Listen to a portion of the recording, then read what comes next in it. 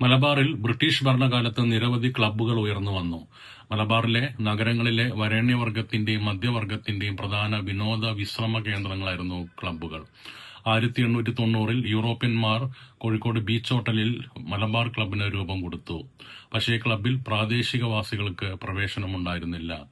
ഇതിന് പ്രതികരണമായിട്ടാണ് Kozhikode cosmopolitan club സ്ഥാപിക്കപ്പെടുന്നത്.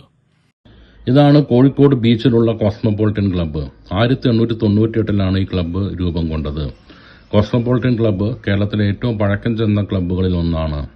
Kallingal മഠത്തിൽ രാരിച്ചൻ മൂപ്പൻ, P Karunakara Menon, അന്നത്തെ കോഴിക്കോട് നഗരത്തിലെ സമ്പന്നനായ പാർസി കച്ചവടക്കാരൻ മനിക് ഡി മുഗാസേദ് എന്നിവരായിരുന്നു കോസ്മോപൊളിറ്റൻ ക്ലബ്ബിന് രൂപം നൽകിയ പ്രധാന വ്യക്തികൾ. കോസ്മോപൊളിറ്റൻ ക്ലബ്ബ് പോലെ കൊളോണിയൽ ഭരണകാലത്ത് കോഴിക്കോടുണ്ടായിരുന്ന മറ്റൊരു ക്ലബ്ബാണ് 1912-ൽ മിതവാദി സി കൃഷ്ണൻ ആരംഭിച്ച SNDP ക്ലബ്ബ്. ശ്രീനാരായണ ഗുരു 1913-ൽ രണ്ടാമതും കോഴിക്കോട് എത്തിച്ചേർന്നപ്പോൾ SNDP ക്ലബ്ബ് സന്ദർശിച്ചിരുന്നു.